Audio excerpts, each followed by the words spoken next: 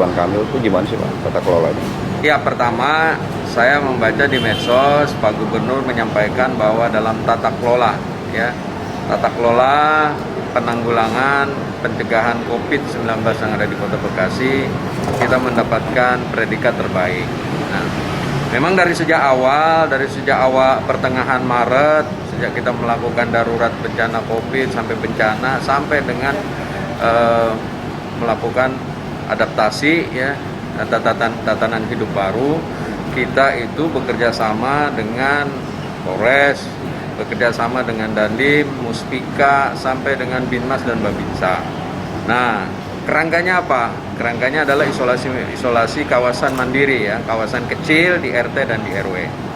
Jadi kalau Pak Gubernur menyampaikan bahwa dalam tata kelola itu kita terbaik, memang yang kita lakukan sekarang ini adalah kita melakukan tracking sebanyak-banyaknya.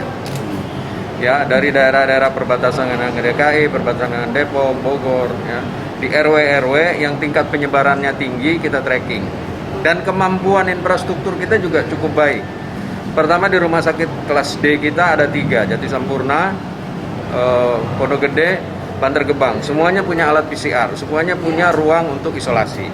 Ya, hampir 30 di rumah sakit kelas D tersebut. Di rumah sakit umum kita kapasitasnya 107. Dan kita punya alat PCR juga. Di lab kesda kita, bahkan kita pakai pihak ketiga di depan stadion. Artinya, dalam men-tracking sebuah kasus positif, bukan kita takut karena banyak kasus positifnya, tetapi kita mencegah, jangan sampai ini angka kematiannya tinggi. Nah, di Kota Bekasi ini angka kematiannya hanya 3%, tapi angka kesembuhannya luar biasa. Jadi kita jangan takut, nanti positif, ini nanti positif. Nggak apa-apa. Ruang perawatan kita juga ruang darurat kita pergunakan di stadion. Ada 55 kapasitasnya. Kemarin kita dari BNPB mendapatkan 1 bulan untuk isolasi mandiri di Green Hotel. Jadi itulah mungkin yang menyebabkan Kota Bekasi mendapatkan penilaian dalam penanganan, bukan jumlah kasusnya. Kalau kasus kita tadi udah saya sampaikan. Jadi dalam penanganannya, sehingga apa yang dilakukan sekarang ini, dan masyarakatnya juga biasa, ekonominya berjalan, terus penanggulangan pencegahannya juga berjalan. Kemudian untuk angkanya sendiri Pak dari kumulatif?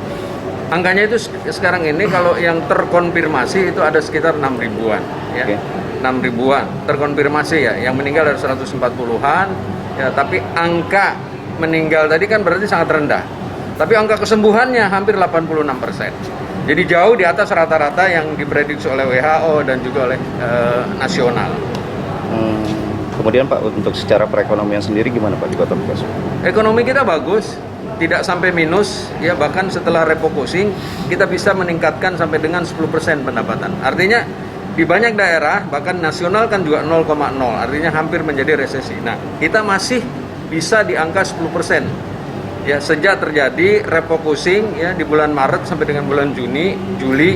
Nah, sekarang begitu perubahan anggaran, kita masih bisa memprediksi dari refocusing itu ada kenaikan pendapatan 10%, sehingga kita masih bisa membiayai untuk proses penanggulangan pencegahan terhadap COVID-19.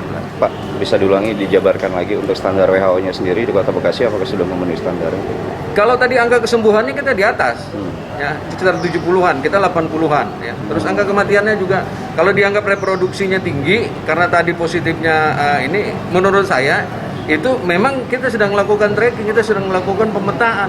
Jadi pasti, karena kit regen kita cukup tersedia, PCR-nya cukup tersedia, tim medisnya juga cukup tersedia. Jadi apa yang kita lakukan ini tentunya adalah untuk mengetahui, memetakan dari wilayah-wilayah terbatas di RT dan di RW itu perkembangan. Jadi kalau saya lihat dari 1013 RW, 1013 RW, kurang lebih lah, itu hanya paling tinggi 43 RW yang terdapat dari jumlah yang ada.